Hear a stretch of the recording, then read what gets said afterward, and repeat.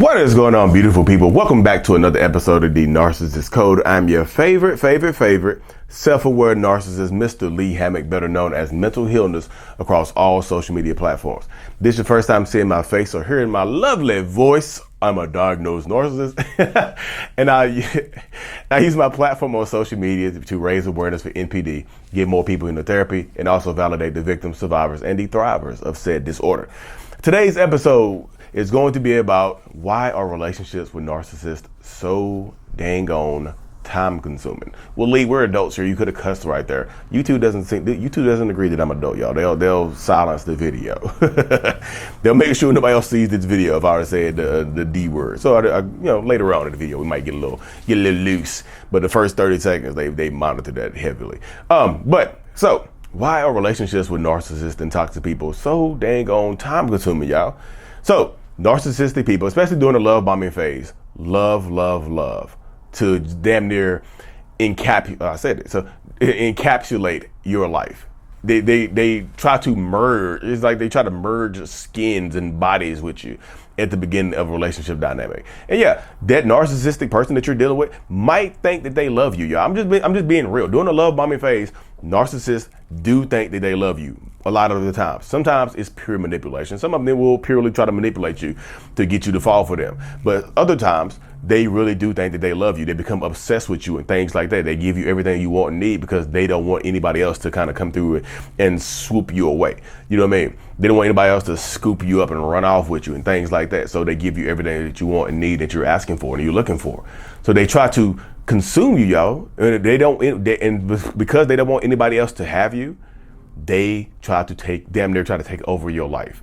I know it's cute when you're younger, but y'all, a lot of these toxic people will remain on the phone with you for a long. Just let's go to sleep on the phone together. Cool, that's cool when you're 14, 15, 16 years old. But y'all 35, 40, 50, y'all 50 years old going to sleep on the phone together? Come on now. Let's FaceTime till we fall asleep. Y'all FaceTime each other. You got the phone on the pillow. They got the phone on the pillow. You go to sleep and you wake up in the middle of the night and they staring at you. Yeah, that type of stuff right there. You think it's cutesy. They're watching you because they don't trust you. You know what I'm saying? It's cutesy. It's all sweet. Look, my new boo kept me on the phone all night. Be jealous. Everybody else is like, I'm gonna be real. I'm not jealous. I'm scared for you. That's kind of obsessive right there. Y'all 50. What y'all doing?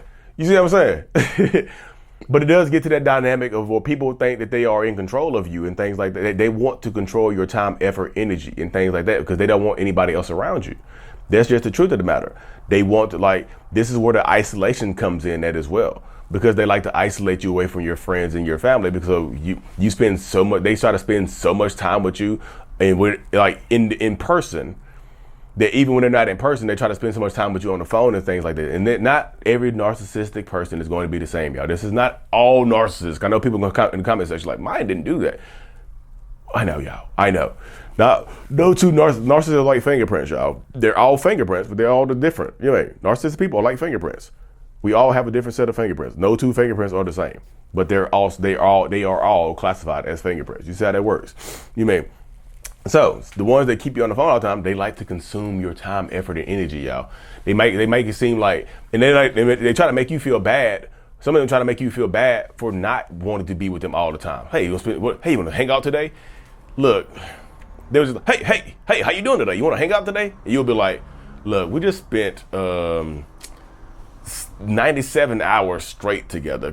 I need a little break. You know what I mean? I just want to hang out at the house for a little bit. My dog needs some water and some food and stuff like, I just give me a little bit. I'll hit you up later on. Well, what? You don't really care about me, do you? I thought we were hanging out. I thought we were having fun. Like what? 97 hours? We didn't. It could have been 100. They try to make you feel bad for not wanting to spend time with them, y'all. So sometimes does that work? Yeah, it works. It works. It makes you feel guilty. You give your dog some food and water, and you head back out the house for another 97-hour stint.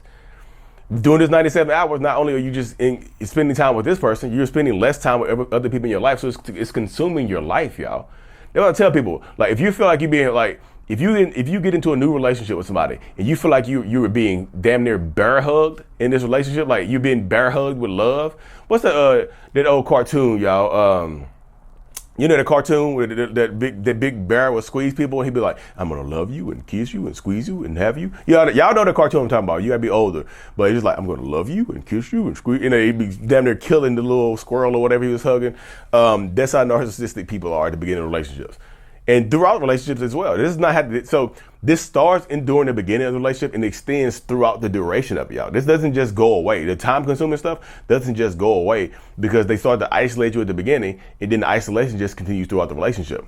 So now you're spending less time with people who you care about, who care about you. Your friends don't see you anymore. Your family doesn't see you anymore. Like people at work might not see you no more. You might leave work immediately. And sometimes they make you feel like, they like to consume every single bit of your time, y'all. And a lot of this stuff, it gets time consuming because a lot of it is stressful, y'all. These relationships with toxic people are stressful as hell.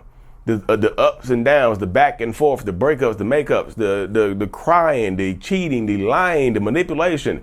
Just the unsureness of the relationship sometimes can consume your day, consume your week, consume your month, consume years of your life. Because you're worried, because you don't know what version of this person you're going to get. Once the mask comes off in these relationships, once they start to become more of who they actually are, you see them and now you're confused. So now you're working double time to try to get back to the old version of them who you fell in love with, and that typically doesn't work, y'all. You're battling back and forth, trying to figure out what you've done wrong, trying to heal the relationship, trying to fix the relationship dynamic, not understanding that you can't do that because it's not possible. You know what I mean? That person isn't working on themselves. You're just gonna work your fingers down to nubs trying to do that. So you get consumed with trying to fix the relationship. You get consumed with trying to keep the relationship together. You get consumed with trying to make that person happy while simultaneously sacrificing your own happiness and things like that. You see what I'm saying? So why does it get this way? Like I said, it doesn't start off this way. It didn't used to be that way. Of course it didn't used to be that way, y'all, because or did it? Wait a minute. Or did it? Was it time consuming in the beginning? Yes, but everybody. So when it's happening in the beginning of a relationship, everybody thinks it's kind of normal. Y'all getting to know each other. The sparks are flying. The cheeks are clapping. Everything is going back and forth. The sparks are flying. The cheeks are clapping. Everything is supposed to be new. It's the newness of it. And once the newness wears off, it's supposed to kind of go back to like a normal life set. But when you're dealing with toxic people, it never goes back to normalcy. The time consuming, the stress and stuff started to build up. In the love bombing phase, there's no preset time limit on the love bombing phase, y'all. The love bombing phase it lasts as long as it lasts. I know people are just like, how long does the love bombing phase last? It lasts as long as it lasts, y'all. That's the information I got for you on the love bombing phase.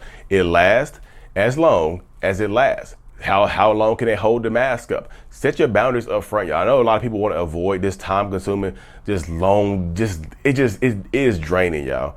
A lot of people you see refer to narcissists as energy vampires because they do. They're not just energy vampires. A lot of them are not just energy vampires. They're time vampires. They consume your life. They're life vampires. They consume your whole life force and things of that nature. So you yourself have to empower you yourself, because if you don't, you know what I mean? It can get you caught up. So don't give that narcissistic person, that toxic person, the ability to just drain you. How can we avoid this, Lee? Set your boundaries up front. Say no up front, y'all. Say no. If they want to spend 100 hours straight together, twice in a row, will you get 1 hour of freedom to go see your family? That sounds like jail. It's like you get 1 hour yard time or whatever. You get 1 hour on the phone with somebody else. Who you talking to? They become jealous and insecure, super insecure. Y'all, say no. Saying no to these people up front will teach you more about them than saying yes to every single damn thing. I'm just telling you, you have to find a way to say no. If they want to spend every waking moment together, like, look, no. So what they say? How are they going to react? If they don't react with any kind of if they react by trying to make you feel guilty or make you feel bad, well, I go find somebody else who wants to spend all the time with me. That's not a good relationship, y'all. And some of y'all, they will work on some of y'all because, I guess I go find somebody else to take your spot since you clearly don't want it. You be like, no, I'll change my schedule up. Gotcha. You lose then. You see what I'm saying? If you say no, I don't want to hang out or something like that, and they threaten to replace you or try to make you feel guilty, that's a damn huge red flag, y'all. I keep these handy right here. That's a huge one of these right. That's two of these. A red flag. They waving right in front of your face. If you ignore the red flags in the beginning, buckle up. You in for a wild ride. I'm just telling you. Whee! But anyway, y'all, thank y'all for tuning into another episode. I truly appreciate every single one of y'all, because as much as y'all say y'all learn from me, I promise you, I learn even more from y'all. Like and subscribe for more. And as always, Mental Healness is out. Peace.